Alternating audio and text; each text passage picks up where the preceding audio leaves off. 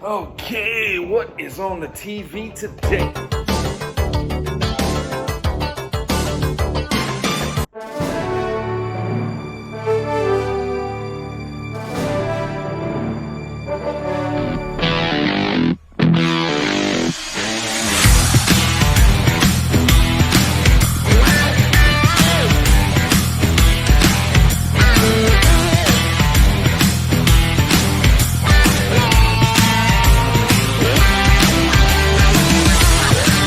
Welcome to the Rushmore Show, where it's all about your top four and nothing more. Kirk, you were in the festive mood because today is Halloween, right? Happy Halloween, man. For those who celebrate and have fun with that, it is Halloween. Get your candy tonight.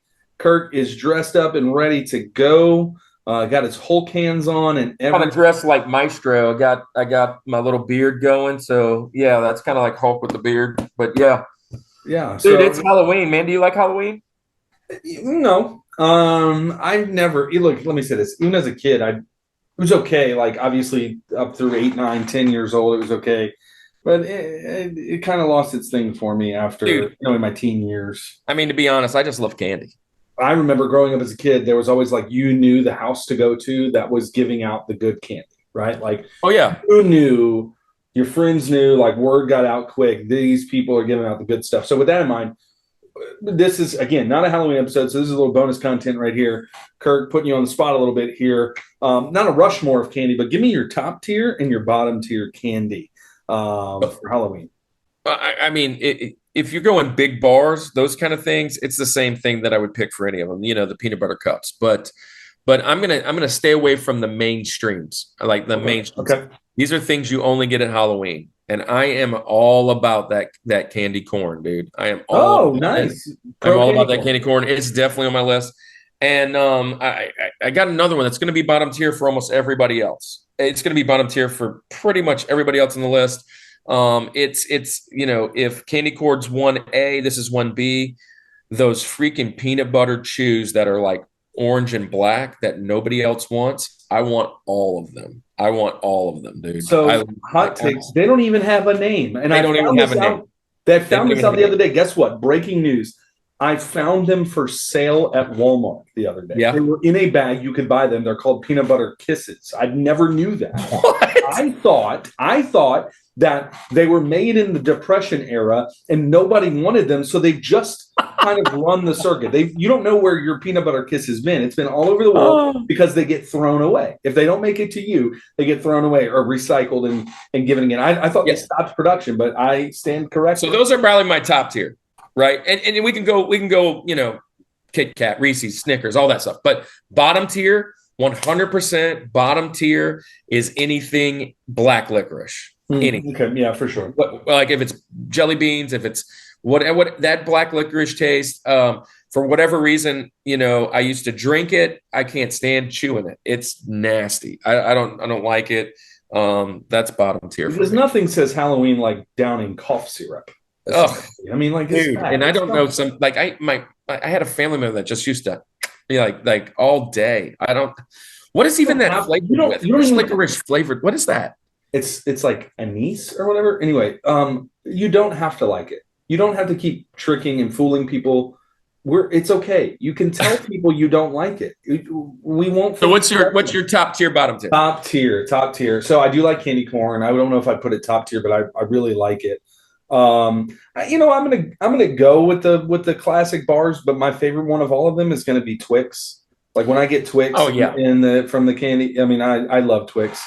Twix, right, left, right or left? Oh, team right, easy. Team right. Twix stays way better. I like breaking the rules and going right down the middle. Now I bite mine differently. Sometimes I will take one bite that is just chocolate and caramel, and then I'll eat the chocolate and cookie. It's like two candy bars. You eat the top part and then eat the bottom parts. I do the same thing with Kit Kat. Yeah. Anyway, so top tier Twix. Bottom tier would probably be peanut butter kisses. I just don't want them. Get them out of here. They don't even. Gosh. Yeah. Like I said, it's going to be bottom tier for most people. But I would say this. I think that, and I've never had this experience, but I know like there's always this like check your apples for razors. Listen, you don't have to worry about that for me. I'm not taking a bite of an apple. If somebody gives me one, that sucker is thrown. So this was my question. I think long ago, the all the parents got together and said, "Hey, let's tell all the kids that there is drugs and razor blades in every bit of candy, and that we have to check it first, so that you get first dibs on taking it all out." I've never seen anything sketch in any of my candy in my life. Yeah. So, but yeah, there was a big deal going by years ago, and now it's like it's the big craze. You got to check. Also, don't be that parent that hands out toothbrushes. Like, Oh. we know that it's for the benefit. We get it. We get candy is not good for. We're talking the Wendy's Frosty coupon. Give the kids one night of joy. Let them eat all the candy. They're gonna brush their teeth. It's not because they're getting candy they don't brush. Anyway, don't be that guy. Don't do that. Anyway, so we talked enough about Halloween. Look, it's Halloween. It's Halloween. And one of the best things about Halloween to me is, reminiscing in the old times, like old days. Like, here's the segue. Probably my favorite Halloween show. You Hocus Pocus 2 just came out. Like, my favorite Halloween show is the Pumpkin with Charlie Brown, the Great Pumpkin. Dude, I love that. It's like one of those things. Like, I had to watch the Charlie Brown at Christmas time, And it's Halloween. All I had to watch that. It's all centered around this. It's one of our favorite words here at the Rushmore Show: nostalgia. Nostalgia. It's just the emotional. So, with that being said, what are we doing today? Today we are going to continue that trend of nostalgia. If you watched us, last month we had Nostalgia Month, right? Yeah. We're going to get right back into nostalgic month, but it was like TV. We're like, what can we do for Halloween, right? And here's the thing: we're not anti-Halloween, but we are Christian, and I know some folks get a little bent out of shape about some of the participation in those things. You do you, and that's just how it is. But here's the thing: we didn't necessarily want to promote Halloween too bad, but we did want to promote childhood. We love that. This is our kids going out. So we are going to get focused today, and it's all about television. And we're going to talk about our Rushmore of nostalgic television. Dude, are you ready for this? Watch these shows instead of going trick-or-treating. Turn your front porch lights off so the kids don't come to the door and interrupt. Well, here's the thing. I know what my list is like. I don't know what your list is like. Here's the last question. Would you dress up like one of these for Halloween? Oh, heck yes. My list might be a little scary. Dude, I'm going to tell you straight up, my George, I dressed up like somebody from this show probably 3 or 4 years in a row. Okay. Okay. Yes. Well, I'm excited. All right, so let's get it, man. Let's get it. Rushmore of nostalgia TV, nostalgic television. Here we go. Let's go.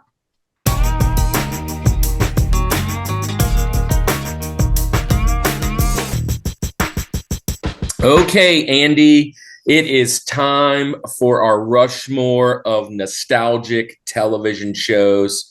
And just like last week, we had my wife on to spend some time hanging out with documentaries.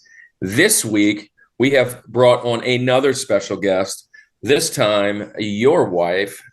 Hello, Courtney. Courtney is here in the house. I'm here. Yeah. Courtney, it's nostalgic television. I don't know how many times you've watched the newest episodes, but you're first, and it used to be where you were last. So you need to be ready. I hope that list is ready. Oh, it's ready. You just let us know kind of what you were thinking. First off, how do you know the Rushmore Show? How do I know the Rushmore How have Show? you heard of the Rushmore Show? Well, I do have to listen to lots of recording sessions of the Rushmore Show live in action. Right on the other side of this wall. And, A little editing action. and Well, look. when it's edited and Over and over. And yeah. So But I'm quite familiar. yeah. So tell us your criteria. This is nostalgic TV. We're all going to have something different, I believe. We're all kind of nostalgia makes different things happen in different people. So what were you thinking? So real quick, let me interrupt. Let me just do that. Oh gosh. This might be the first time on the Rushmore Show that it may look like we only have one guest, but we actually have two guests. Courtney, why do we have two guests here with us today? Wowzers. there is an internal guest. We got a baby in there. So yes, if you guys haven't found out, there is a little Rushmore on the way. Yay. I'm trying to get its named Rosie or TJ or something, but TJ Jazzy Ricketts. Yeah. No, that's not going to happen. That's not on the list. She would nix that for sure. Do we have names? Do we have names picked out? We do. We have names picked out. That's always the hardest part. You guys will find out. That's always the hardest part. Anyway, so I'm done interrupting you. Awesome. Now, what is your criteria? How did you narrow down nostalgic TV? So mine is absolutely all over the place. I didn't really have an overarching theme. I just thought about, what do I remember from being a kid? And who watching TV with different people at different houses, after school, before going to bed, in the summertime with different people, very family related, which, I spent a lot of time with family when I was young. So it's very, very much so related to each person in my life that I spent a lot of time with. And there were very specific things that we watched that are very, very nostalgic and memorable for me. I love it. I love that criteria. So what you're saying is we're not going to have any Crushmores. So probably not. Here we go, ladies and gentlemen. Rushmore of nostalgia TV. Go ahead with your Rosie. All right. So this one comes from definitely like childhood, Saturday, after school, maybe in the morning, but probably not too early in the morning. You went to school on Saturday? No. That's the worst school ever. Watching things on the weekend. She had Saturday detention. Saturday detention. Maybe. Breakfast Club. Yes. So my Rosie is Doug. Love it. Doug. Yes. Good one. Yes. I loved, of all the Nickelodeon shows that you could pick from, Doug was the one that I would watch consistently. When you had the little reel that would come through and like tell you on what channel, what time things would come on. And that's the only way you really knew, unless you looked at the TV guidebook. That's the only way you knew. You were making us, you were dating us now. What time these things came on. But I watched Doug religiously. Oh, yeah. Religiously. I've talked about it plenty of times. You guys know how much I love Doug. I talked about it in cartoons. Last week, we talked about my George of documentaries, The Orange Years. I made Courtney watch it. She really enjoyed it too. And Doug, one of those big three cartoons, right? That Nickelodeon's first three that they came out with back to back to back. Doug was in that mix. And I it's hard to pick the best Nickelodeon cartoon or TV show of all time, but this absolutely is in the Rushmore of Nickelodeon shows. So I love it. I love it. What about you and Doug? What you think? I know you've talked about it before. So I talked about Doug before. Doug's a little after my time, as far as, and I actually watched a few episodes. I just didn't catch on. I think I was right past the window of opportunity for me to be like, I was too cool for Doug, but yet I do appreciate Doug, and I appreciate Doug for many reasons. One, I love Nickelodeon. I loved The Orange Years. I've now watched it 3 times, I think. It's only been out a few times. We talked about it in documentaries last week, and we actually have talked about it a couple other times, I think, just kind of in passing. But I love Nickelodeon. Oh, we talked about it in the cartoon episode. Yeah. And so I love that you picked that. I was curious where you were going to go with your Rosie, because you said, Andy, before we started, you kind of got a sneak peek and you're like, man, I love your Rosie. Thanks for getting it on there. And I was like, what could it possibly be that you're not picking? So that's a great pick. I mean, it's super nostalgic for you, and that brings you right back to that time. Let me ask you this, Courtney. So there was a moment when Doug left Nickelodeon and was picked up by Disney Channel and ABC. What are your thoughts of post Nickelodeon, Doug? Did you watch that at all? I did. So I will say the animation was improved, but that was probably just because of time. Yeah. It was later on. It's late 90s, yeah. But it's just so like the storyline, and it changed everything. It changed everything. I think Roger Klotz wasn't the bully anymore. It was weird. Like everything It was different. Yeah. And I think just that original storyline of the love story between Doug and Patty Mayonnaise. Patty and, Mayonnaise, yes. you know, the Beats, I Pork Chop. Great show. And you can hear the song like anytime you talk about that show, I just hear it in my head. Yeah. Man, good one. Yeah. This could make the Rushmore of so many things. You know, it didn't make theme songs, but now that I'm thinking about it, it could have easily done that. So many different things. So I love this pick. I love the pick. So Kirk, we're going to move to you next. We're going to go to, what is your, Rosie? Criteria is always difficult, especially when we have such a broad topic such as this. What were you thinking putting together nostalgic TV? This goes without saying. This may be you've heard this before. You know where I'm going if you watch the Rushmore Show. Hardest one we've ever done, in my opinion. I don't know. There are some really tough ones. I'm sitting there thinking nostalgia TV. And the criteria is a big part of this. So one, we've already done cartoons, right? So I eliminated that because if I'm going to go nostalgia TV, you might as well go watch that. And that would bring me right back to my childhood as far as cartoons go. That would probably be my top 4. I mean, that's just where I went with it there. And so I went with just television programming, not cartoons. And there are several that I could have picked from, obviously, and just rein that in. So that's the first thing. The second thing was, am I going to go all 80s? Am I going to go some 90s, which is my high school time, or even after? And I decided that I'm going to just pick each one of my pieces, my 1 through 4, are going to bring me to a specific time period of my life. And so I'll let you know that as we roll through and go 4, 3, 2, 1. And then I have so many Benjamins. And unfortunately, you guys are 10 years younger than me, basically. So most of my Benjamins, I'm going to have to pick the very best 4 because most of you guys are not even going to come close to naming these.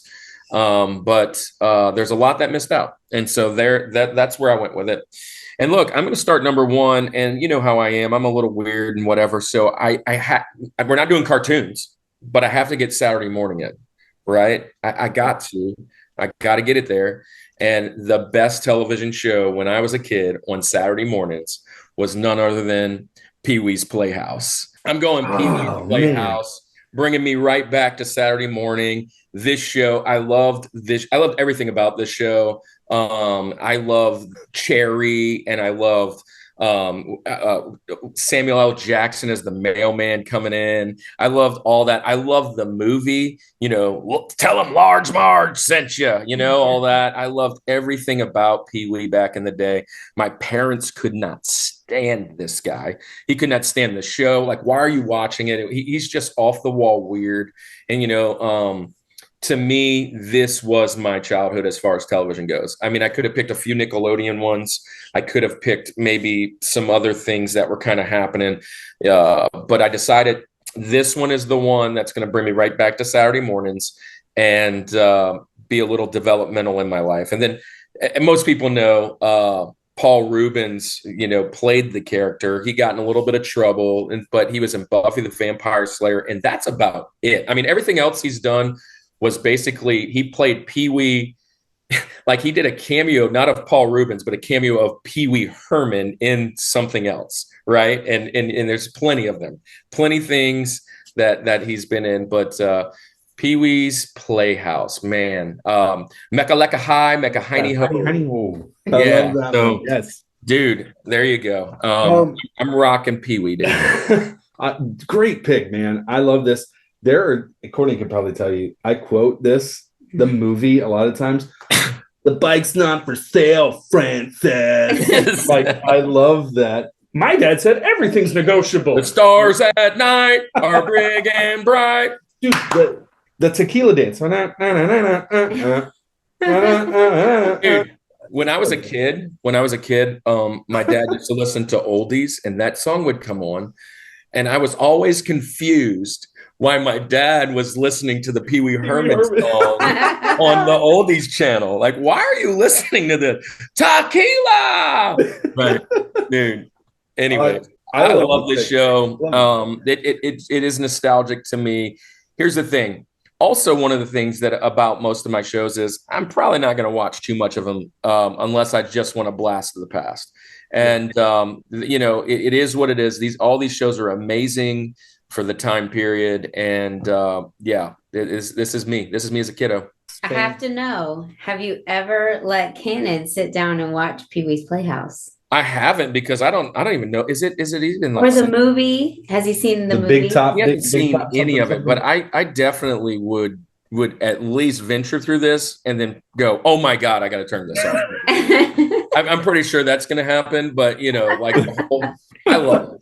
I don't even think my girls would have any idea who that is. I don't know if they'd enjoy it. No, I don't know if they it's would. very creepy. It is. Yeah, Look at the picture behind you. I mean, yeah, he's a. Oh wait, I'm going the wrong way. Always backwards. Look at this guy. Look at that. Yeah, and I can't see him in any other role. No, if he's ever in typecast, anything else that you've ever seen. Well, he was a vampire in Buffy, and Yeah. that But was I can only see him as Pee-wee though. Mm. I can only see him as that. Great pick. All right. Wow. So, Andy, moving on to you, man. All right. So criteria wise, there's a large pool to choose from in nostalgia, right? Because it's so broad. It's not specific like an era, although nostalgia does kind of limit it to an era for us, but it can go so long, right? Like it's just things that bring us that nostalgic feeling. So I had to think of something to narrow this down and make it a lot more easy for me, because I've got about 800 Benjamins that I could throw out there. I mean, I'm not even kidding. Like it's a little ridiculous. But so what I thought about was, instead of a broad, I'll just say this: Doug doesn't make my list. It doesn't crush more, although it would have had I not set this criteria. Mm-hmm. Doug, I loved it, and it just makes me think of childhood. But my 4 picks are laser focused, Freaking laser beam to a specific time and place. Laser focused. These are going to be obscure. There's going to be many people that watch this that maybe have not heard of this, or there's just that weird small number of people that do remember this with me. In fact, one of them had a toy line. So before we're filming this, I messaged BJ and I was like, dude, have you ever heard of this? Do you have it? Because I had one of these toys. He's our toy guy now. He's our toy expert. So, and I couldn't tell from his reaction or not if he had heard of it or not. So it's very, very obscure. So that's not this one though. But yeah, so I don't know if that's much of a criteria. Really, I just kind of let me think of some obscure ones that still bring a nostalgic feeling to me. And that's kind of what I went with. So my first one, My Rosie, lasted a whopping 7 months on television. It was from September 1994 all the way till April of 1995. It did not last long. But let me tell you this: Matthew Lawrence was in it. Tim Curry was in it. Big names. This is something that a small group of people maybe remember, and I'm going to go with Superhuman Samurai Cyber Squad. Dude, have not seen this before. Let me educate people. Now you know what my list is going to be like tonight, okay? This was essentially one of those Power Rangers knockoffs, right? It took footage from Japanese movies and that kind of whole feel, like the robots fighting the big monsters and all that kind of stuff. But then it just, like the plot line, they just filmed in America and they made a plot line to it. This was all about computer viruses. So if you remember, they would go to this cafe and they would be transported into the computer. And the city that was all around them was kind of Tron looking. It was like computer circuits and different things. And the villains that they fought were computer viruses. It was internal inside the computer. They fought off these viruses, but these viruses were like monsters. And it was just a really cool, very obviously 7 months. It did not last very long. Right. I couldn't even find out how many episodes there were when I was doing my research, because it was not much. But I remember, so for 6 years, I taught computer lab at a junior high school over here. And I remember during testing windows, like we didn't have to do testing. Like we would have to hall monitor and stuff, but like our class itself didn't test. We didn't do LEAP computer testing, right? So there was times where I was like, I need to find a movie for them to watch, and we would watch random things. But I was so trying to get my hands on some Superhuman Samurai Cyber Squad and talking about computer viruses and digital stuff. I mean, it just, so to me, nostalgic didn't have to be that it's like my favorite show of all time, but it just brings me a nostalgic feeling. There are times when I talk about throwback 90s shows and cartoons where my mind just goes to this little spot in time. I can't remember much other than they were fighting these computer virus monsters in a computer, and it was just so cool. Again, 1994, September of 94 to April of 95 was as long as it lasted. But for that little window of time, I want to know if the people in Rushmore community, first of all, Kirk, because Courtney, I know you don't know this one. Nope. I know you don't know this one. Sure don't. Kirk, you looked like you were like, when I was mentioning it. When you said Matthew Lawrence and Tim Curry, I absolutely was like, dude, I know what this is. Yeah. I know what this is. I'm going to tell you, I never watched it because to me, it fits in the Power Rangers, VR Squad, or VR Troopers. Is it VR Trooper? VR Troopers. Ultraman was the one from basically Japan. Like all these like major like big fighting robot, cyborg, ninja, whatever guys, and you're fighting like a kaiju, right? Or some kind of massive monster in a big city. And that was like Japan's favorite type of show. And then it came over, like Saban brought all that over, right? But I never liked any of those, not any of them. And not that I did. So in 95, I'm a junior at this time. So I'm a junior and I see it and I'm like, it's another Power Rangers, or it's another one of those. Right. And so I didn't watch any of these. Now I will say this, I haven't seen this one. But when Cannon was born, he loved all of this stuff. So I started watching. I didn't even realize Power Rangers had so much. Yeah. Right. Mm-hmm. So I started watching every season known to man. He's beating the crap out of everything. But I watched some of the VR, some of the other knockoffs. He loves all of that. And this is one, now that you've said that, I'm going to work real hard. Is it on that website that I sent you?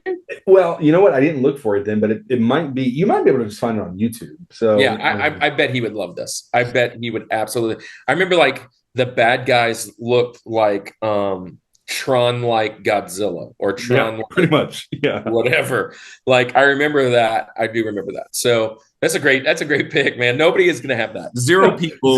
I know. I'm switching roles. Normally you're the one who just picks the off the wall crazy ones. Well, I don't know that anybody's going to have Pee-wee either. So, I mean, that's a good start for us. It's a good start. So, all right, Courtney, where are you going for TJ Jazzy Jeff? All right. So switching, these are different times in my life, different moments where, just nostalgic things that I've watched with different people. So this one is very much so like when you get off the school bus, you go to your grandma's house, you got to stay at your grandma's house until your parents get off of work. Yes. And so I would have that routine. And so when my mom would come and pick me up from my grandma's house, I was glued to the TV and she wanted to leave. And I was like, no, we have to wait until it's done.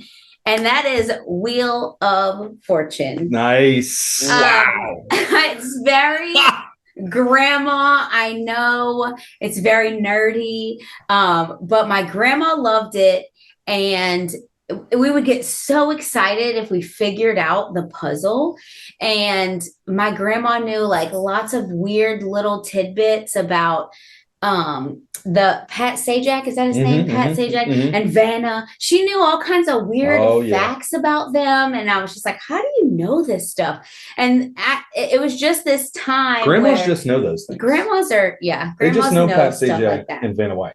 They do. They're in everybody's business. Yeah. So she would pick me up, right as the show was ending. And it was like that last final puzzle where the person spins the wheel and picks the card. And you got to wait and see if they're going to get it in those few seconds. And you're always like, pick your letters, CDMA. Yes, don't pick thank anything you. else. CDMA. They're like Q, L, and I was Z. like, this what? is the worst. Why would you do that? So I would just have to beg my mom, just 5 more minutes. Let me finish the puzzle before we leave. And sometimes she would let me, sometimes she was like, no, let's go. And I would get so frustrated if I didn't know the answer to the puzzle. And you'll never see that episode again. They don't like, there's a Right. thousand, I mean, there may be more than that, but And you I don't ever always- see those again. I always wanted to see, because they travel to different places. Yeah. So I always wanted to see, like, when they were in New Orleans and they would, like, is it going to be somebody I know? It never was. But yeah, I know that's very unexciting. It's very granny-like, but it was so fun. Oh, fortune. Two things about that show that bother me. Oh, no. I love the show, so it's not that, but the categories, like person, place, but I hated thing. That's the worst category. It could be anything. Everything is a thing. Like, it doesn't narrow it down. I hated that. And then also at the end, I want to know, how much joy do you think Pat Sajak got in, like, when they didn't get it? He always shows them how much they could have won. Oh, $250,000 could have been yours, but you know what, you know, like, every time. But you played a good You game. did a good game. You got played a good game. $1,000. I mean, So I may be mistaken because I don't keep up with Pat Sajak, but he's either retiring this year or next year or last year or something, right? He's like on his last episode. I think he might have got maybe diagnosed or something. Wait, holy cow, the Rushmore Show. Pat Sajak. please stick around. Stick around. Don't Stick do around. this. Don't go bankrupt. Don't go bankrupt. Couple things. One, I messaged you, Andy. I messaged you about game shows. I messaged you about sports shows, and I messaged you about talk shows. I was like, are these all available? And you were like, anything that's on TV, right?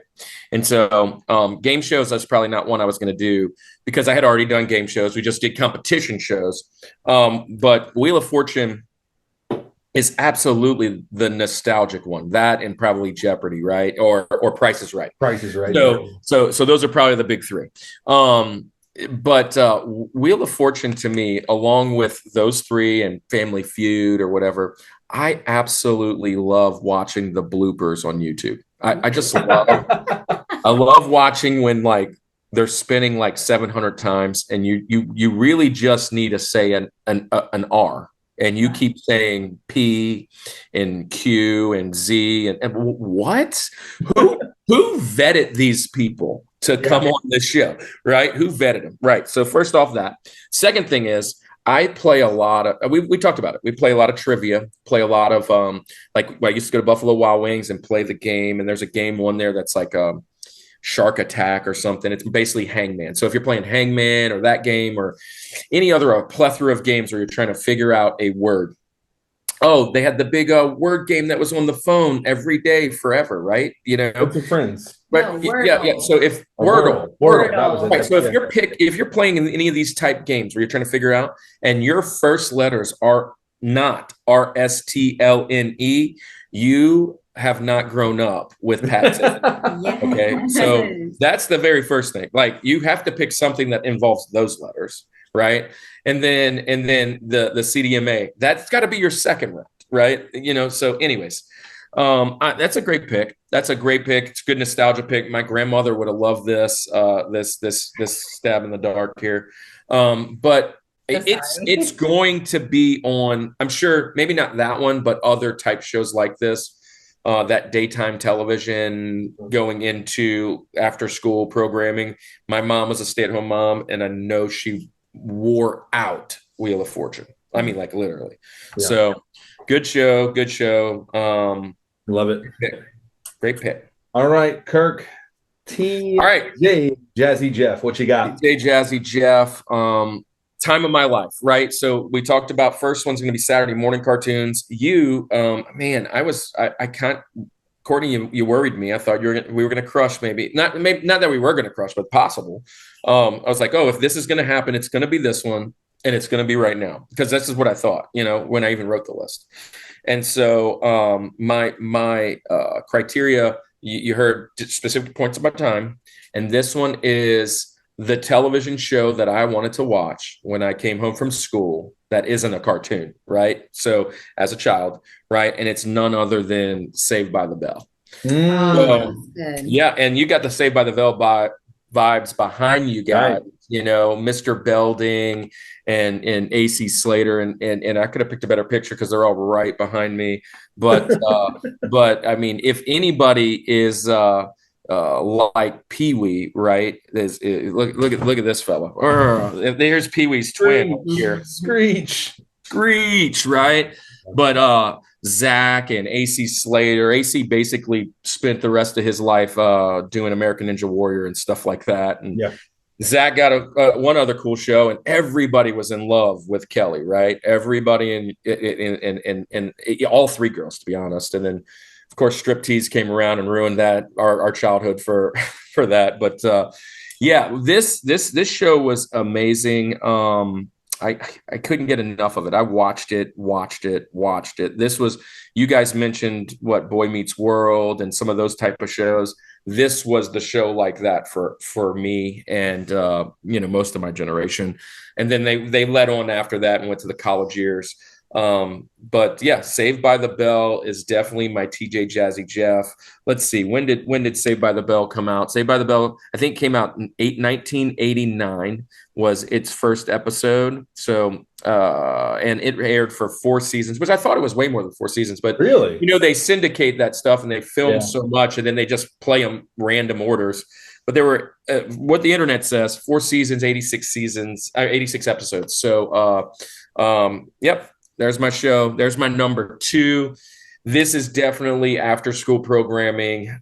Had to see it. There was another one for after school programming that I almost went with, but this one was way more nostalgic than me. So this one to me, 89. So I'm born in 89, right? So this really was before my time, even though it was during my time. It was before my time. It was like viewing TV. Now I have an uncle who is like not way older than me. He's probably about your age. So we only had about 10 years difference between us, and he loved this show. And I remember looking up to my uncle, my Uncle Matt, and I wanted to watch this show because it was something that he loved. So, but I've watched it since. I'll tell you this. One of the things that I loved about this show was everybody wanted to be Zach or AC, they were the cool kids, but just the relationship that they had with their principal. And I never had that. I didn't even know my principal when I was a kid. Nobody talked to that guy. He just kind of walked, But yeah, like Mr. Belding, I was like, oh, it's really awesome to be cool with your principal, right? And then play pranks on him and stuff. I was like, I want that at my school, But I love this show. Did you watch it, Courtney? I did, but obviously it was in that replay time. Right. I was also born in 89. We're the same age. So it was definitely a replay one for sure. But I did watch this, and it also gave me this weird is that what high school is like? Because, as a girl, it's different. I think guys and girls think very differently about what high school is going to be like. And it was definitely spoiler alert, high school is not absolutely not. At least wasn't like that for me. Nope. So no. Yeah. All right, Andy, where are you going with your TJ Jazzy Jeff? Yeah, so my TJ Jazzy Jeff, you kind of see on my Rosie where I'm going, or at least that I may not be going down the most traveled path when it comes to nostalgic TV. And this TJ is certainly no exception to that rule. So I'm going to go with one that I might just stump everybody. I don't know how many people watch this. Let me just give you a little bit of this. It is longer lasting than my previous one. This one aired from 1995 to 1997. So only 26 episodes total of this. And it's a show called WMAC Masters. WMAC Masters. Okay. If you haven't heard of this, it looks like you're stumped here. I don't know this one. Essentially Mortal Kombat live action on screen. There are these different warriors, different fighters of different styles, that it's totally scripted, but it's made to kind of be like they're actually in a Mortal Kombat with each other. and there's these ninjas that they have to fight off in these different areas. Like it may be downtown, it may be another area that they're at or whatever, and they have to fight off these ninjas. And then it comes down to where they fight each other, and they actually on the side have their energy bars on the side too. Like it's real people fighting, and it has like how much power they have left, how much HP they have left, and there's a winner that's decided. Now, why did I bring this one up? Why am I the one person left in the world who maybe remembers this? I don't know who else does. I want to see if anyone remembers this. Well, I actually had an action figure from this. So this had a line of toys. And the guy that I remember having was Hakeem Alston, also known as the Machine. Now, he was also in Mortal Kombat. Yeah. So he was basically just this boxer guy, but then he got this cyborg element with him too. So like half of him is a robot. He had this little thing over his eye. I had that action figure as a kid, and I remember that. And for the longest time, I remember trying to think like, gosh, I remember this toy. Was it just some Dollar General toy that I got that had nothing to do with anything? But I remember there being some show tied to it. And as I'm doing my research for nostalgia, I'm like, I gotta find this one. And I actually found an article that said the top 20 shows from the 90s that we can't believe existed. And I scroll through it, and about all 20 of them I knew and loved them. And actually, I think all 4 of mine were actually on that list. So it's a cool show. You can find it on YouTube. Actually, you can find the episodes. And it's just fighting is what it is. It's basically Mortal Kombat on TV, right in front of you. And it was just kind of cool. It was kind of cool. So I don't know. Look, Kirk, you're looking it up right now, right? So yeah. So I really want to know this show. I really want to know it, and I don't. But as soon as I pulled it up, the first thing I noticed was the Machine, and I'm like, I've seen this guy. Yeah. I've seen this guy before plenty times, right? And then I clicked on his name, and none other than the Mortal Kombat. And dude, he was awesome in Mortal Kombat, dude. When he like snapped at him like with a tiger growl or whatever it was. Dude, yeah. But then they have this other guy here, which his name's Ho Sung Park. Yes. Right? And that's his real name. He's a Korean actor. But this guy, for some reason, in like his bio, he's dressed up like Liu Kang. So it's what it was just Mortal Kombat. It was. These guys, I mean, this looks like, so I thought when I saw the picture, and I'm like looking at this particular picture here. Yeah. Right. The guy up in the top right before it like the focus went in, you know, I'm like, oh, that's Nitro from American Gladiators, right? And then I was like, oh, this guy right here, this is Liu Kang. And I was like, man, this is what they all did after their career was over. Yeah. So it went 2 seasons, man. 26 episodes. 26 episodes. Courtney, I have never heard of this. All of your memories of this show, Courtney. So I have 0, but I will say, because I have no idea what this is, but I do know Mortal Kombat is. Because I was terrible at it and I would just mash the buttons. I had no idea how to make them do things. Yeah. Let me say this. BJ is the one that I messaged before this about the action figure. He knows this because he sent me a picture and he sent me the guy's name who was the actor that you just mentioned, right? Ho Sung Pak or whatever. Like he sent me him. Like this is my message with. You can't see with that. Like, I can say me all this finish stuff. him. Yeah, he's sending me all this stuff because I knew if anyone knew it, because there's a toy line attached to it. So right now you've nailed 2 shows in the 1995 realm. So you're going right back to my junior year, which is year 9 at this time. I think maybe it's 95. I was. So you're 6. I was 6. I was 6. 6, 7, yeah, right there. Yeah, so yeah, okay. But it was great, man. I love that pick. I love that pick. So maybe Kenneth Teagarden would think he can't think you're the winner this week already. There's no way. So come on, Kenny. Come on, yeah. Kenny. All right. So Courtney, halfway through the mountain. It's been fun ride so far. So where are you going?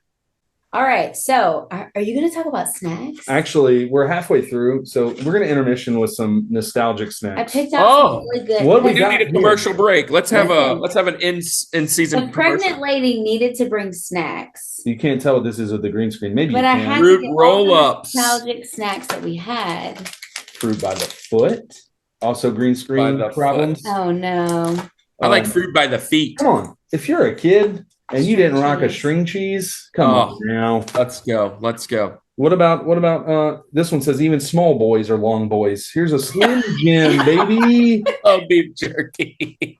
Slim Jim. Stop into a Slim Jim. Oh, yeah. Snacks. Although I'll say this. If we're talking nostalgia gummy snacks, give me the Scooby-Doo ones. Give me the Scooby-Doo ones all day. For sure.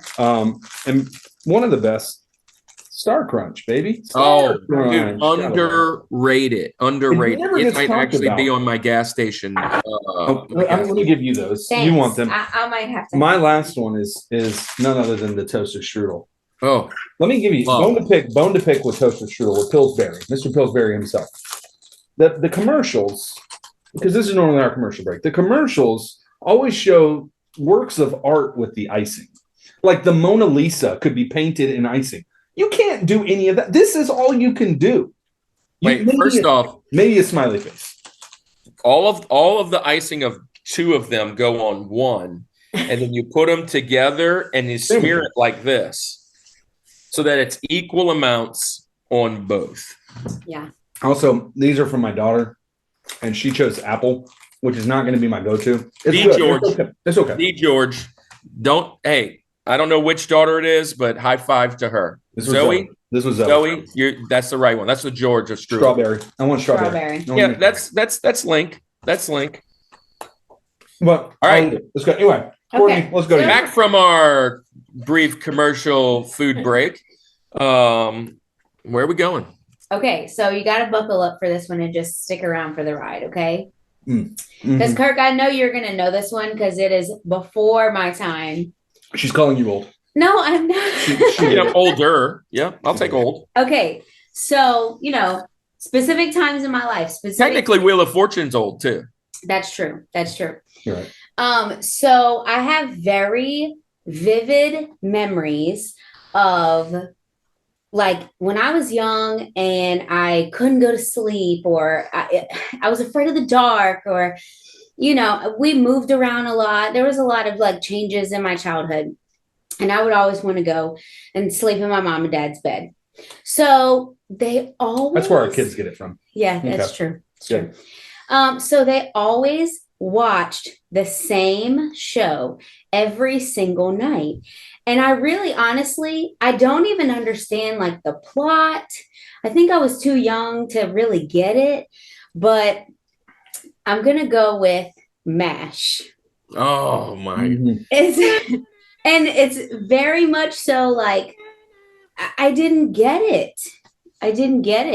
I know that they were like doctors and nurses, and it was during the war, and and there was just, they bickered with each other all the time, and I don't know, but I do know that my parents watched it constantly every evening. That was like what they would flip on. Maybe it helped them fall asleep. I don't know.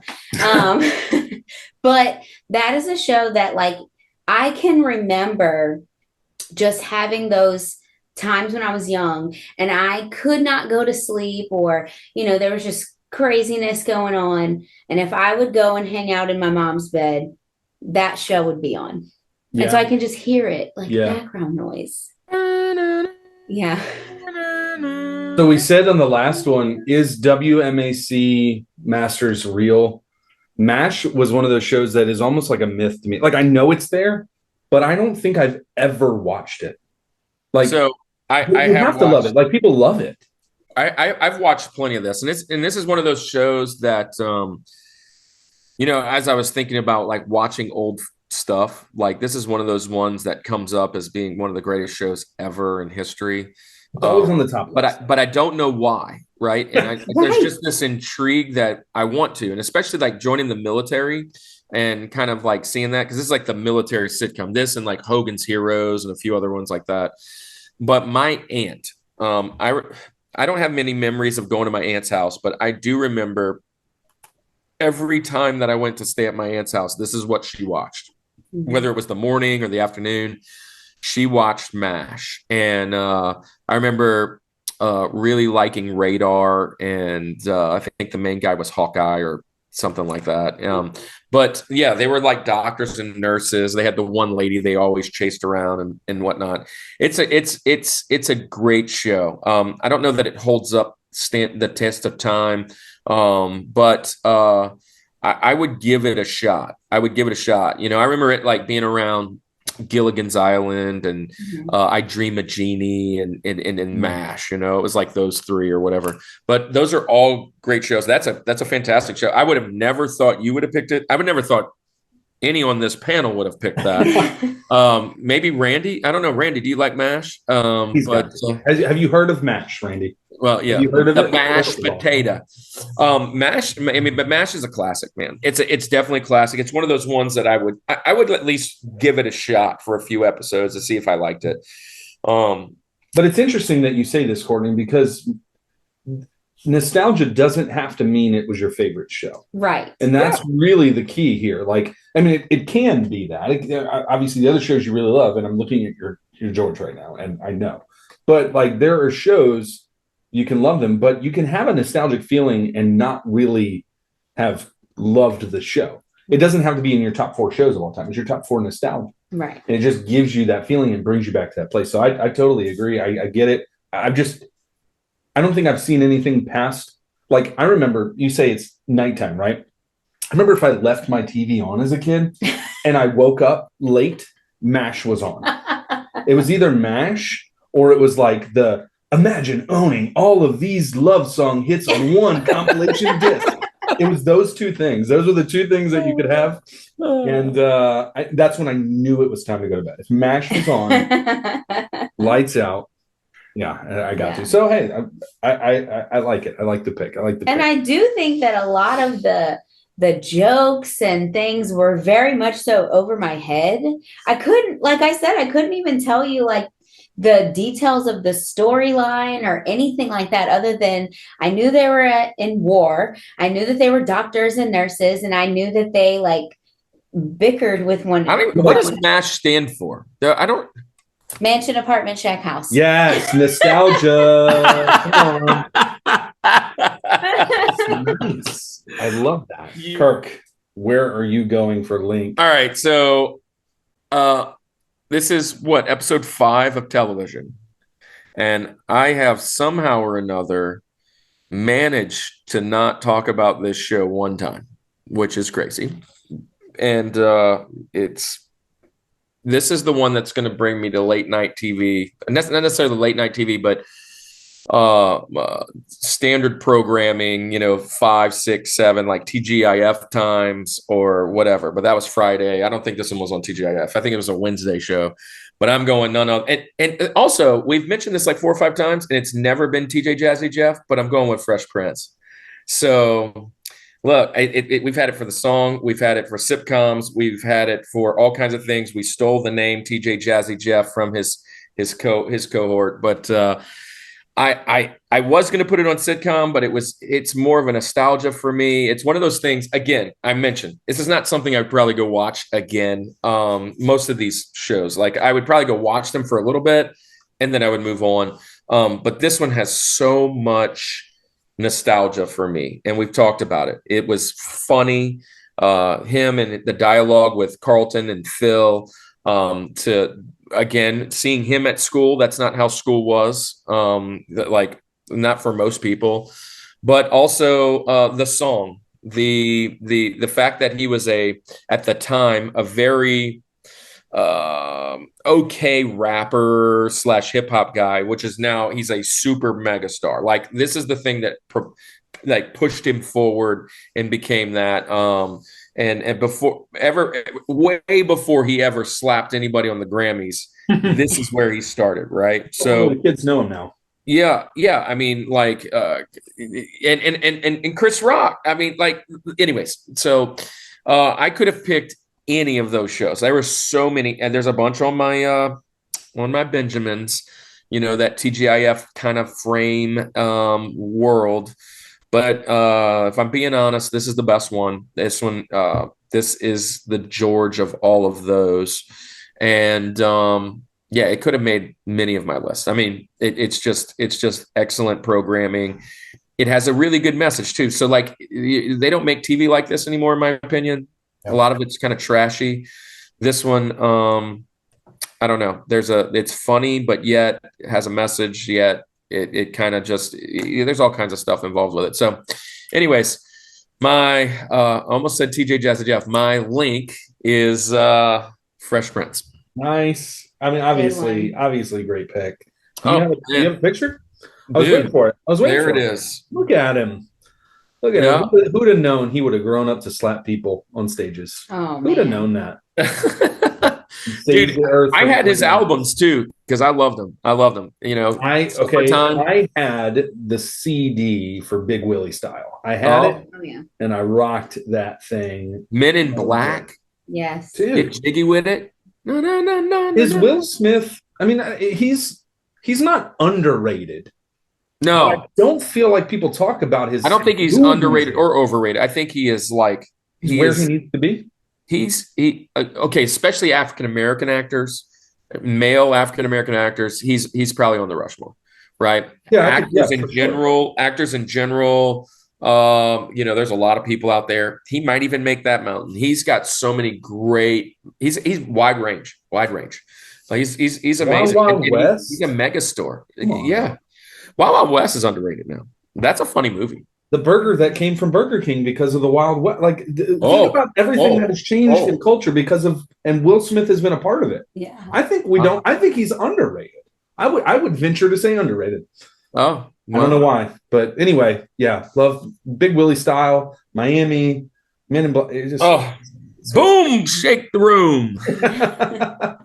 What do you think about Will Smith or Fresh Prince? We could just talk about Fresh Prince. Let's talk about what's on hand right now. Fresh Prince is definitely one of those other ones like Saved by the Bell that I would watch reruns of. Wait for it to come through my little feed. It was kind of the ones that I would watch. Like I watched Family Matters, Full House. Well, there you go. You're mentioning TGIF now. Throwing those out there. Fresh Prince, all of those. But it was also another one like Saved by the Bell that I was like, is high school really like that? I was very. Is this what life is? Is this real life? Is this life? So I think. I mean, about the.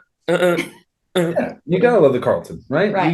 You have to love that. And the scene when they're playing the drums or whatever, and he's doing the dance, and they're like iconic. We've used that. Yeah. I see it in my head a lot. So anyway, great pick. Fresh. All right, Fresh Prince of Bel-Air. So you guys ready for this journey of obscurity to continue? I am so excited to hear what this next pick is. Okay, so this one is very much like one of my other picks, but it ranks higher than that one because I'm not stating the unobvious. I like it better than the one that it ranks lower, anyway. But this is of the genre of the Power Rangers ripoff shows. But you're back. This might be, I know. I've somehow fit two of these in here. This might be, for me personally, okay, this is hot take, but this is just me, my Rushmore, okay? I liked this show more than I liked Power Rangers. Yeah, I have a lot of questions. Number one, how dare you? This one aired 1996 to 1998. Okay, so you're talking. I am about 7 to 9-ish years old during this time. 2 seasons, 88 episodes. I am gonna go with Big Bad Beetleborgs. Wow, Bad Beetleborgs. I forgot about this show. I had all the action figures. I loved this because here's the thing. What was really cool about this to me, and why I liked it more than I liked Power Rangers. I'm not saying it was better than Power Rangers. I mean, it definitely does not have more success than the Power Rangers did. You just said Power Rangers have been going on forever, right? And is continuing. And Big Bad Beetleborgs is not. But here's the thing. It mixes 3 different things. First of all, it mixes that Power Rangers type show, the action, the fighting the robots, good versus evil, takes some of the old Japanese footage and places it here, but just adds a story here. But then it also mixes in Halloween, which, hey, this is Halloween, right? So I had to fit this in. It is Halloween. It is. We already talked about our candies that we loved, but they go into like this haunted house, right? And this is kind of how it all starts off. They accidentally run into this pipe organ, which then this person comes out, Flabber comes out, and so you've got all of these like horror classics, right? You've got the ghosts, you got mums, you got Frankenbeans. Frankenbeans is in the show. You got Fangula, you got Wolfie, you got all these guys, right? Who are just they're in this haunted house. But then it mixes in comic books too, because the Big Bad Beetleborgs was a comic book that these three kids really enjoyed. And Flabber, who is the one who comes out of the pipe organ, actually like grants them a wish, and they say they want to be their favorite comic book characters, which are the Beetleborgs. So then these three unassuming kids become their heroes, their icons in comics, and take this persona on, have these awesome suits with shiny metallic things. They're just, super heroes now, essentially. But what that does is then brings in all the bad guys from the comics too, which they didn't realize that was going to happen. So now they've got to fight off all these bad guys. So anyway, it's just a really cool show. Obviously, I loved it. It had a cool theme song, Big Bad Beetleborgs. Anyway, nobody knows that one. And nobody asked for it. So I don't know how I did it, but probably doesn't rank in the top theme songs of all time. I'll just be honest, and I'll give that to it. But I loved this show. Like I said, it mixes comics, horror, action, fighting, all that kind of stuff. They had the bad guys led by Vexor, the Magnivores, right, was part of that. So I loved Big Bad Beetleborgs. We had toys. We had they had the large toys. I definitely had those, and their eyes lit up and things like that. Really cool stuff. So yeah, that's my link. The Big Bad Beetleborgs. Dude, now you are. Let's do this. Are we still being stumped? What's happening? So I know this one. Okay, good. Yeah. Nope. So Courtney, do you know this one? I sure do not. I don't know if you can find this anywhere now. Every time I think of the Beetleborgs, the very first thing I think of is the green guy that has the big pincers on the top. Yeah. I think he's a dung beetle or something. I don't know, but they're beetles. That's the whole point. Right. But he's really the main guy I can think of. I think there was a blue and a red one. I don't even know what other colors there are, but the green one. The green one was really cool because I remember those big like pincers on top. Yeah. But I have not seen a single episode of the show. But you remember, so let me also help you out. These guys had action figures. So did the Power Rangers. So did a lot of the VR guys. Maybe the Samurai. Did the Samurai guys have the? They were only out for 7 months. So anyways, remember in 1994-95, at this time, I was working at my first job, KB Toys. And a lot of these toys came through. Yeah. And although I didn't watch the show, I did know who these guys were. And so I don't know what it was, but I was kind of turned off with the Japanese like television show brought to the United States. And it's just one of those, they all were the same. I mean, they were all the same, and then they were fitting it. But I do want to say this. Now, here's a shameless plug for Francisco. We're having Francisco on in the beginning of December, and he's going to do a Christmas episode with us. But his show, Retro Rewind, we're going to be on his show for the same kind of thing.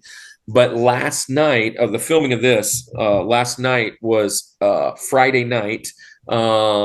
He did a episode of his podcast, and it was all on Power Rangers, and they were talking about some of these things, so that I'm like, I was kind of lurking in the background listening, and they were all like super pumped about the different show, and some of them liked it, some of them didn't, and I was sitting there going, that's why I didn't like the show, right? But they talk a lot about the Power Rangers movie, and so I was thinking a lot about this, and man, we're just really talking this thing up, right? And so I know that people love this. 1995 was a big time for those kind of television shows.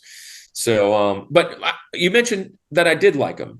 One of the things was I always felt that Voltron was the OG, and they were ripped off, right? And that's just something I haven't gotten over with, I guess. But A little salty. Voltron is definitely on my list, so we know that. So, Courtney, you don't know these? You don't know these? No, You're- I sure don't. No. 9-year-old Courtney wasn't watching Beetleborgs. What? No. She was too busy watching MASH in her parents' bed. And Wheel of Fortune. Yeah. So sorry about that. Well, hey, I love it. I want to know how many people. How I'm many really just people hoping out that- there? I bet you Paul and Kenneth and I all think it's those more guys. popular than Superhuman Samurai Cyber Squad. Yeah, Beetleborgs is definitely That's a more important. My big surprise is, and I see where you went with this. You know, I'm usually the kind of one that's kind of off the deep end. I'm just surprised you didn't nail it out with Power Rangers, and right. But you mentioned But I that you like like this this one better. more, which is Yeah. interesting. It was funny. I mean, Power Rangers is funny too, but like all of these characters, like Flabber was just so much comedic relief. Like it was so funny, and it was like, but here's the thing. I feel like part of like Power Rangers tried to be too serious. Like there was funny in it, but Beetleborgs took it and like for what it was, and they totally played up the comedy of it, and it was just. But also they're fighting bad guys. It was perfect mix for me. I loved it. Love it. But let's stop talking about that, Courtney. So we are Bring us on to the top. We're on the OG of time frames. Here we go. George, the number one. What do you Okay. got? All right. So I know that I've kind of gone on the granny train for a little while. I'm gonna make my final stop on the granny train. None other than Golden Girls. I'm sure no one is surprised by that. I watched Golden Girls with my grandmother daily, especially over the summer when I spent the summertime with her. It was the jokes were too much for a child my age. I had some questions that, I didn't understand, but it really was funny. It really was wholesome in ways. And my grandmother loved it, so I loved it. Right. I spent so much time with her as a kid. So, I had those shows like Wheel of Fortune and Golden Girls, and the song, so memorable. It might be the So memorable. I mean, you can ask anybody if they know that song, and pretty much 9 out of 10 people are going to know that song. Mm-hmm. But it was very funny. All the characters had their own just little quirks that were just, some inappropriate, some, I mean, I will tell you, I learned some things about the world that, I probably shouldn't have learned that young, but it was funny. You got to grow up fast watching Right. Golden Girls. I did. Who's your favorite of the 4? Oh, absolutely, Sophia. Okay, so you're The Sophia. oldest one. You're Sophia. Yeah. Yes. Sophia. Okay. So here's the funny thing. One, well, it goes without saying. Congratulations, Andy, for calling out was the Courtney's easy- George 3 episodes ago. When Cobb. first Cobb off, Bridges. Golden Girls has been mentioned multiple times, right? It didn't make the sitcom, but it could have. It did make the nostalgia. It also made the bingeable with Cobb. Randy brought it up in sitcom. We brought it back out way back in the Betty White where she died, and hopefully Pat Sajak don't die this time. But No. that, yeah, We might have to hang it up. Golden Girls quite a bit. This is something that it was a meme that I saw not long ago. Anyways, Blanche in the show was 47. Like, to me, nobody was under 65 in that show. Like, nobody. 47. I'm 3 years away from being in the Golden Girls. I'm 44, right? And I think Sophia was like 79. The other two were in their 50s. Mhm. Like, what? I remember them all being like Sophia's like 92. Everybody else is like 81. Sophia was like 30 years older than Blanche. Gosh. Jeez. So, anyways, They're all wearing muumuus. Anyway, Golden Girls is a classic. It's a classic show. If you look up sitcoms, it's there. My Aunt Kathy, she passed away maybe about 10 years ago. It was like one of her favorite shows. I remember like watching it with her. Golden Girls is just a classic, man. Great Absolutely binge worthy. It is. So that was here's the thing. debate we brought up. Is it bingeable? I mean, obviously for people who love it, if you love it, it's absolutely bingeable. See, I don't think 30-minute sitcoms are bingeable. Yeah. That's just me. Like a 30-minute sitcom, like I want something that builds a story. 30-minute sitcom, I mean, I guess it is bingeable because I'm Practical Jokers to me was bingeable.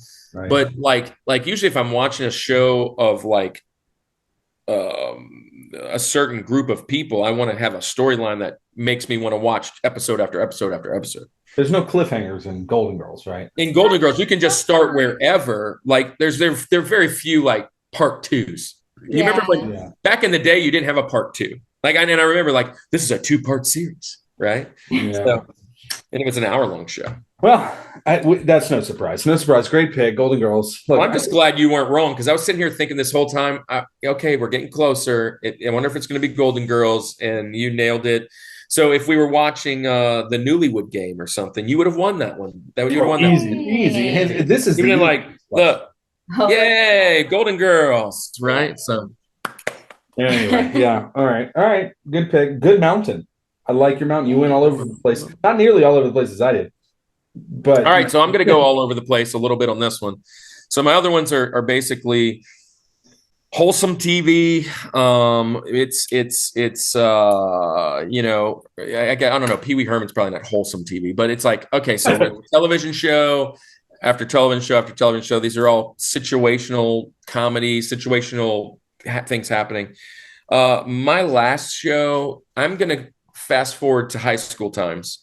And it was the number one thing going at any of my friends' groups, for sure.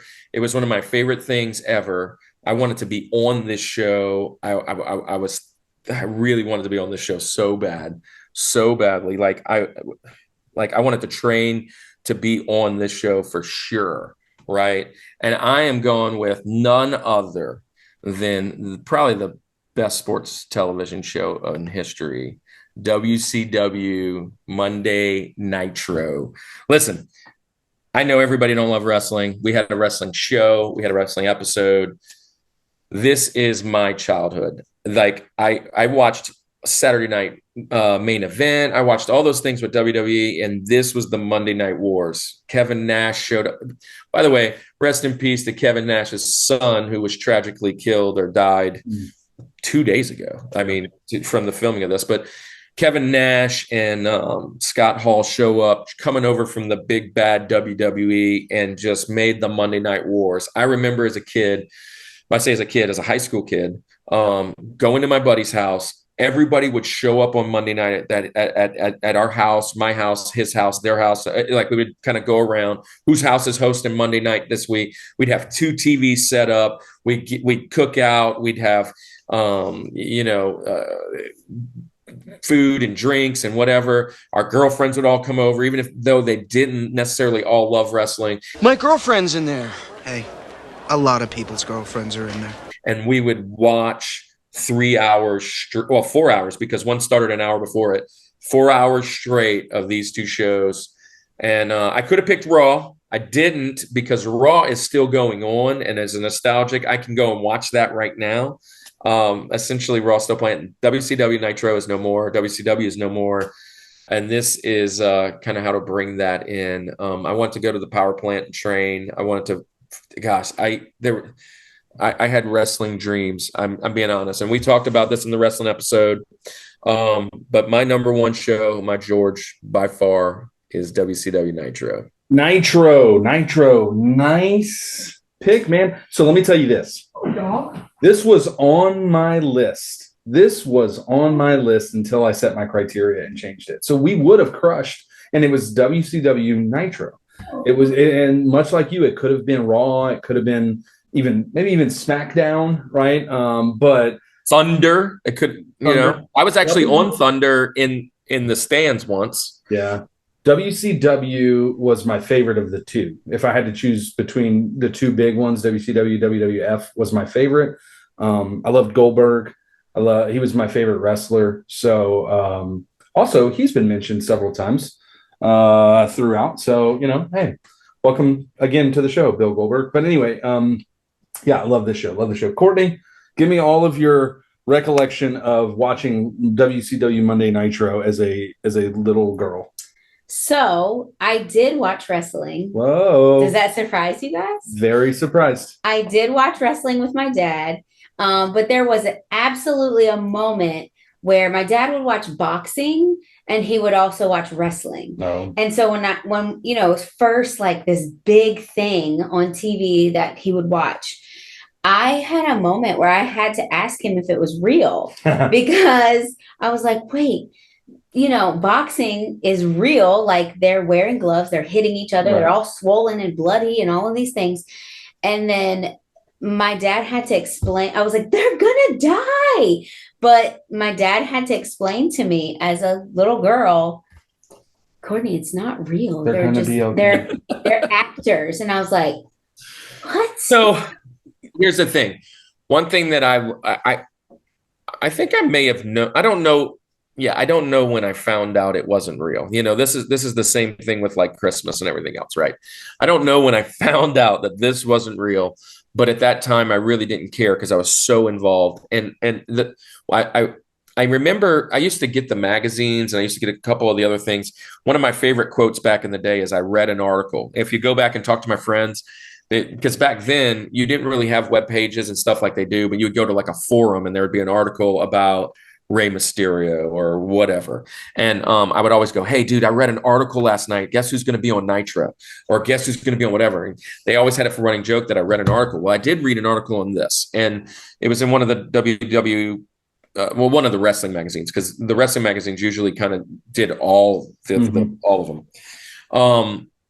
That as a wrestler, they go to train and how much the training was like super athletes that a lot of these guys had to be. I mean, you'd see these big fat guys and whatever, but they would talk about how even massive they are and how strong they are. And they said that although the show is fake and it's scripted so that it would fit in a time frame of 2 hours and it would keep the storyline going because it was the male soap opera, if you will. They knew three things when they got in the ring. And then when I knew these three things, then it changed my perspective, because it's like you'd think they're just kind of doing a dance, right? And like they practiced the whole thing. And they're like, you're going to go here and I'm going to go there. And most of the time they knew, this is what it said in the article, at least. They knew three things. You knew who was going to win, you knew how they were going to win, and you knew how long the match is supposed to take. So the match is going to be 10 minutes. Andy's going to win with a headshot to the chair to so-and-so, three pin. All the stuff in between, they work it out as they go, as about how the crowd is going, how, hey, look, I'm about to take control, you take control, whatever. And they would do that by cues and all these things. And they would practice a few things. And when I realized that, like, it wasn't like I was watching a complete play. I was like, oh, okay, these guys, because some of that stuff they did was just crazy. And I just loved it. I mean, I never missed an episode. And I remember when I went to the military, last thing I'll say, because I know we're going to move on. When I went to the military, I had my nephew record Nitro, record Raw, record Thunder, record SmackDown, record ECW show and the MCW show. So 6 shows. I had him record every one of them when I was in boot camp, and I watched all of them before the next show aired.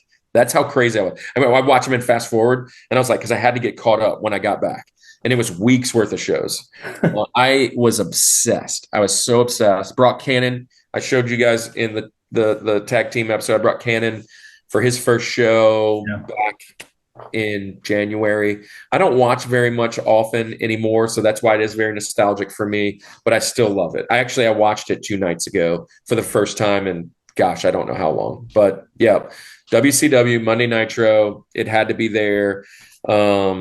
It 288 episodes, 6 seasons. Now, it's 6 seasons of Nitro. There was many more. That WCW went way longer than 6 years. I mean, it was NWA and all the other things and all that. So anyways, That's my George, and I'm sticking to it. We got one left, man. Good pick. So for my finisher, you like what I did there? For my finishing signature move, I am going to go with my George. Look, all of mine actually follow a trend of sort of being a knockoff of something else. Right? And this one again goes to my laser focus criteria of nostalgia. This one was actually my longest running of all. Lasted for 3 seasons. 40 episodes total. 40 episodes. Okay. Had a great toy line associated with it. Another one. We've mentioned this show before, or I have. I'll say that. I've mentioned it plenty of times before. Do you know? I think I might, because it's right here. No, I haven't seen it. My George of nostalgic TV shows is none other than Street Sharks. Yes. You mention this all the time. I love this show, man, and I've got to keep it relevant. We got to keep it bumping up in the algorithm of YouTube. YouTube needs to know that it keeps getting mentioned, because I keep deep down kind of secretly hope that there's they bring it back for some weird reason. But they like to bring back old weird things like remember when Watchmen movie came out? They're like, yeah, this has been a graphic novel forever. I'm like, no one's heard of it, or I've never heard of this. And it was a big thing. So Street Sharks, if anyone's out there who has any pull with making this happen, come on, let's do a Kickstarter. Let's do something to get them to remake it. Anyway, I will play Big Slamoo. I'm in. No, I love this show. Again, knockoff kind of obviously the Ninja Turtles whole idea of the anthropomorphic, right? Like the teenagers that get changed into and fused with the sharks, right? Instead of turtles, right? In the other one. But again, you've got these guys, you got Ripster, you got Jab, Shrieks, Big Slamoo, which was my favorite, right? Moby Lick. I also had that toy. So Moby Lick was the whale, right? And he had the tongue. So he had this giant tongue that was sticking out of him, and he had the dorsal fin on the back. When you would move it, it would move its tongue. It was really cool. Anyway, the toy line was really cool. The commercial with Vin Diesel. Head shark! I love this show. It is absolutely it is my George of nostalgia for the reason. And I just couldn't keep this out of there. Street Sharks was also on that list of 90s shows that we can't believe actually happened. So it's just great. I love it. And my name on I think on the Apple store or something, since I've had a phone, has always been Big Slamoo. Big Slamoo is my name. Every time that I have a gamer profile for something, it sticks with me. So I love I just wanted to check it out because I was sure there was a website or two out there. We know what the real not the real necessarily, but the main stream of this cartoon is Ninja Turtles, right? That's it.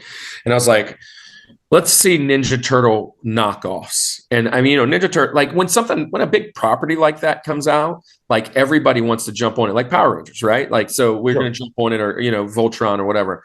Dude, there are way more than I remember. Right. There are so many of these, Extreme Dinosaurs. I don't remember that. At the end of Street Sharks, the Dino Vengers came in, and the Dino Vengers were what became, I believe, the Extreme Dinosaurs, which was another knockoff show. I forgot about this one, Warriors of Virtue. Do you remember these guys? Oh my gosh. They were kangaroos. Dude, I had those. I had the toys still. Right. Stone Protectors. We mentioned them. The Samurai Pizza Cats. Biker Mice from Mars. But anyways, there's tons that fit this team of 4 animals, right? SWAT cats, Tiger Sharks, Thundercats. I mean, there was a bunch of 4 or 5 whatever animals, and they fought, right? And they fought like the bad guy, and most of them were geared towards selling toys. I mean, that's what most cartoons of the 80s and 90s were for, was to sell product, sell toys. And Street Sharks was awesome.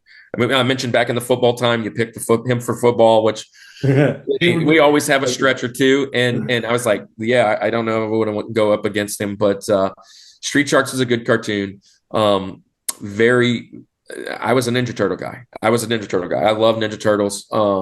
And that I loved all those style cartoons. You got me stuck on this Warriors of Virtue thing right now. I'm about to send it over to Dallas, and they've got a bottom shelf podcast. This one, like, I don't, or maybe they have the Warriors of Virtue movie. Anyway, yeah. So dude, the Warriors of Virtue, dude, I loved it, and I bet it's terrible. I remember as a kid how I loved it. So, Courtney, I know you don't know the show, but anyways. Lies. I know this show. Warriors of Virtue? Oh, no. Street Sharks. Sorry. Street Sharks. No. We're on Street Sharks. Oh, yeah. Street Sharks, I think everybody knows that. Knows that. Well, not everybody from our time. Warriors of Virtue? Absolutely not. Yeah. Well, so what I was going to say is Warriors of Virtue was it was like live action, kind of like when Ninja Turtles did their movies. But it was kangaroos dressed up like ninjas, or like they were like old school Crouching Tiger, Hidden Dragon ninjas. Dude, that show was so crazy. But anyways, Slamu, man. So Street Sharks, my George. So you do say you do know this one. Any recollection of actually like watching? Do you have these action figures yet, Andy?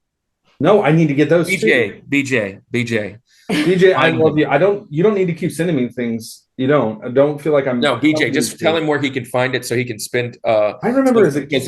We're praying that he has a boy, right? So this will be his son's first toys. No, I did watch this as a kid, but we also had a DVD of all of the episodes. I don't know where you found it, but we had a DVD of all the episodes, and he forced me to watch them. I did it.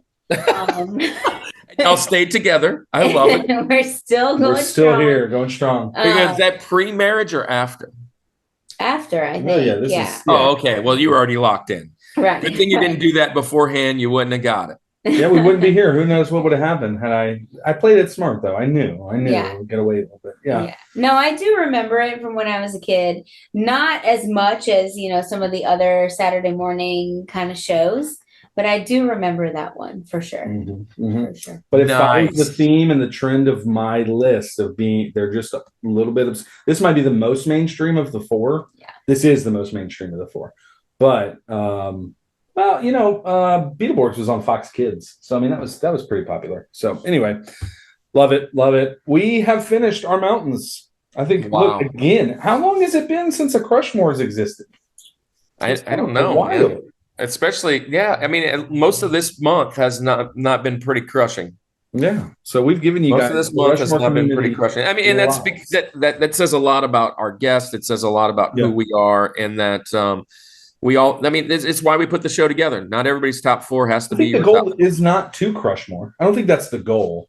Like I don't ever set out. The goal is never that I don't ever set out. So the goal is not necessarily not to crush more, but the more the least that we have, the better, in my opinion. Yeah, because it just gives us a wide range. It shows you who we are. So great job, people. But look, we're not finished. You know, if you've been following for a while, we're going to get into our Benjamins that didn't quite make the list. So you're going to get a new. This is going to be the hardest Benjamin yet because I know you guys don't have my lists. Yeah. Gosh, especially I don't have any I don't have any Saban properties on here. So I used up all of mine. Okay. So let's go ahead and get into our Benjamins.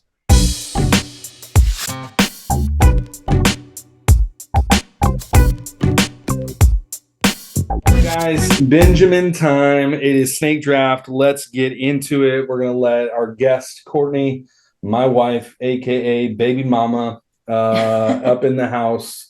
And what do you got? What didn't quite make the list? Again, we're not going to talk too long about these, but just list them off. So this one was really close with something that did make my list, Wheel of Fortune. But this was definitely the one that when you were sick and you had to stay home, you could catch this one. The Price is Right. Yes. Good one. That's a good one. We mentioned them. All right, Kirk. Benjamin's. God, this is so hard. This is the hardest one. I mean, I have such a list here. All right, I'm going with Pinwheel. Oh, okay. I'm going with Pinwheel. It was my Sesame Street. If you watch the Orange Years, it's there. That was me prior. That was me like 6 years old, right? Like that's 6-year-old Kirk, right? Watching Pinwheel. All right. So here we go. For my first one, actually get two now.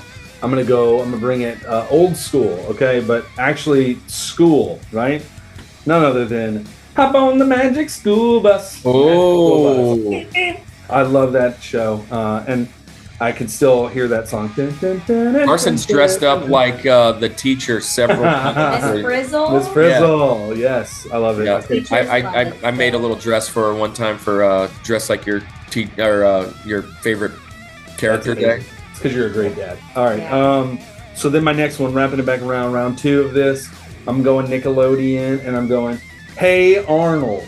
I love. Hey Arnold. That dude's hat. That dude's hat's like in between his hair, like right here. Yeah. All right. Arnold. I'm gonna go with another classic, TGIF type classic. I'm going with Full House. Nice. Yes. Good one. Yes. Yeah, I'm going with Full House.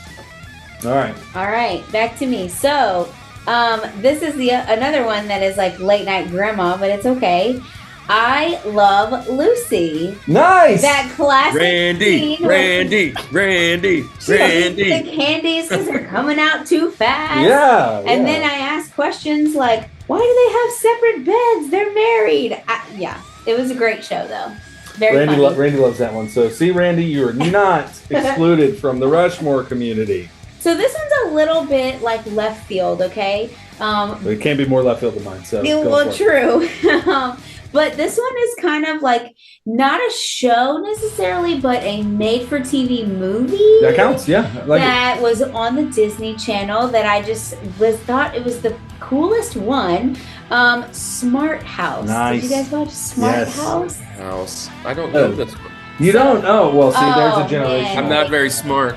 They create this house that's like a computer-based house, but then she like comes to life and she takes over and wants to be their mom and it's crazy. Yes, I do know this. I've never seen it. I've seen the cartoon. I mean the commercial for it though. Yeah. That's a cool pick. That's a cool pick. Now look, I'm gonna go.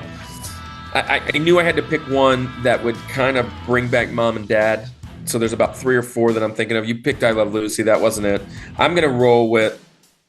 Yeah, I'm gonna have to do it. I'm gonna go with the Honeymooners. Wow. Yeah, hamana. Right in the kisser. Right in the kisser. Yeah, to the moon. That Dude, show that's does my not dad make all it day, in today's world. No. Huh? Dude. That show cannot make it in today's culture. There's no way. No, dude. I'm going with the Honeymooners. But my dad, dude, I see my dad crying and laughing watching the show. Okay, all that's right. nostalgia for me. Yeah. All right, last two here. My last two Benjamins. I'm going to keep it on Nickelodeon, but I'm going to go a little bit left field. Right? Left field. We're going to keep that theme going. Left field out of Nickelodeon. Do you remember the show Kablam? Yes. Kablam was amazing. It was like little mini shorts of different shows, but my favorite one of all the Kablams was Action League Now. The Stinky Diver. Yes. And the flesh, the naked. Yeah, anyway, it's crazy. So Kablam, I love that show. And then to wrap it up, I'm going to go crazy here. You know what? Let's go as a little kid, okay? Let's go little kid. A lot of these were like 8, 9-year-old Andy. We're going to go little kid. And I'm going to go Thomas and Friends. I love it. Ding, ding, ding. It's creepy. So you were a train guy. Well, as a kid, I mean, if you're a boy that time, like, you had to love Thomas and Thomas. You had to love Thomas. You had to love With Thomas. the weird moving eyes and stuff. Yeah, it was like the British. Again, hey, there you go. I was not a big British fan, but something about Thomas and Friends worked for me. So anyway, that's my last Benjamin. Where are you going, Kurt, to wrap? All right, so I'm going to go with this show put me to sleep for probably about 3-4 years of my life, 6th, 7th, 8th grade-ish, maybe. And there was 2 of them. They came on back to back, and I'm going to go with Star Trek: The Next Generation, right? So, and if you know, that was the second show, but there was one that came on before that. I used to watch them every single night to go to sleep. Yeah, every night. I never liked Star Trek. I was never a big Star Trek. I didn't like any other Star Trek. I liked The Next Generation, though. Yeah, I guess if you're going to pick one. Yeah, I liked Picard. Go ahead, Courtney. Finish. All right. Last one. Last You one. got to sing it because I see your list. No, I cannot sing it. You can sing it. I'll let you sing it. Well, tell them what it is. Okay, so this one too is a little bit weird. Not grandma, grandpa this time. Yeah. In the heat of the night. The heat of the night. Dude, I had that. Did When I was you? talking about my dad's, we were almost crushed. Yeah. Oh, I can't crush here though. Yeah. But yeah, I definitely have it. It's definitely here, right there, in the heat of the night. And I was like, Yeah, that's a great show. My grandpa used to watch that all the time. It was And I love that you picked it for your grandpa. I was going to pick it for my mom or dad. Yeah, it was very They love that show. soap opera-y almost, like drama sometimes, and very good dramatic. I liked your impression of the song. All right. So look, with that being said, we picked all like really childhood type stuff. And like I was looking at my list, I was like, gosh, I wonder if anybody's going to go there. I was looking up cable television shows from when I was younger, and there were a lot of good ones. I was hoping somebody might name them. But I was also talking about talk shows. None of those made it. A couple sports shows. I didn't put a lot of those because some of them are still airing. So, and that's one reason I didn't do anything like Wheel of Fortune. It's still airing. So, like, that wasn't something that would keep it off the list. It was just, to me, I was like, yeah, I want to go with something I haven't seen in a long time. So, anyways, some really good shows, man. Some really good shows. I had a blast. I can't wait to see the list this week, right? Because it's what brings back your childhood? What brings back a certain moment in life? Maybe it's cooking, making cookies with grandma, and you watch this show every night, right? We have a wide range. It could be the of news, people. for goodness sake. I mean, I know. Yeah. Yeah, we have a wide range of taste when it comes to the Rushmore community. There's a lot of people who, we span generations. Speaking of that, was your family the news people? Like we watch news? Yeah. No, for sure not. I already told you, like at dinner, we were watching Iron Chef and we were watching Who Wants to Be a Millionaire. Dude, my mom and my dad, I mean, it was the news, and I'm like, I can't stand this. It's so bad. Yeah. Right? No. Well, Courtney, thank you for joining us You're today. It was a welcome. blast. It was a blast. It was a blast to the past. Now, look, here's the end. First off, here's the end of our TV episodes, right? You guys got 5. You guys got an extra one. You guys got 5 episodes. We literally are rolling right into the end of our first year. It's been a blast, man. It's been a blast. So what do we got? What we got on deck? So next month we're, hey, it's November, right? What's food, right? I'm not even going to be clever with it. It's all about food. We know that. I'm sure Iron Chef is getting talked about plenty next month. Well, I don't think our diners, drive-ins, and dives. I don't think our categories allow for that. Maybe they do. It don't fit there, but we're going to talk about food. It'll happen. So what's our I'll make category? it Gas station foods. Last meal. Your last meal. Oh, Hey, That's going to be a fun one. last meal. Carson wants to be on that show. Carson wants to be on that one. Yeah. So We'll see. a lot about food. Obviously Thanksgiving and those things happening. But it's going to be a blast. And then December, it's all about Christmas time, right? Like obviously Right. we've got Christmas. that. And then we're also wrapping up to be our first full year. We made it a full year with Rushmore Show. So here's a challenge, because we're rounding up on our last couple episodes before the end of the year. One, obviously, what's your Rushmore of nostalgic television? But two, add us another comment, if you will, and give us what is your Rushmore so far? And you might want to wait. You might change. It might change as we go. What's your top 4 episodes that we've ever done? Right? Yeah. Or Because moments. we're going to talk about moments in the this. show. If you remember moments. So the Rushmore of our first season is going to be something we talk about at the end of the year. So we're going to talk about Rushmore of maybe your favorite intros, right? So our favorite stingers. And gosh, if you didn't like last week's for the documentary, go back and check it out again. But we've had a bunch of really fun ones. But yeah, we'll do a Rushmore of stingers. We'll do a Rushmore of, and we might even revisit. Maybe our Rushmores change for a few of them. Who knows? Maybe so. So, again, thank you guys for joining us. Thank you for continuing to like and comment and just contribute to the conversation of the Rushmores. Thank you. Look, if you are somebody who is watching this and you're like, man, I would just love to hang out with them and I want to be on the show, we want you here. We don't want you. I mean, obviously, we love you commenting and stuff, but Kenny, man, how about Kenny? Like, we need Kenny on the show. We definitely need Kenny on the show. A couple of these other guys that comment pretty regularly. So I know we have November and December kind of nailed out, but January is right around the corner. We're starting up season 2. And we gotta get our lineups in, man. We gotta get our lineups in and see what's going on. We'll come back and revisit some of those old shows that we used to. Music March is around the corner, dude. Can you imagine? Already, that's crazy. Already. All right, man. It's been a fun time, but I think we need to tell our friends goodbye. And how do we do this thing? This is the Rushmore Show, where it's all about your top 4 and nothing more. Peace.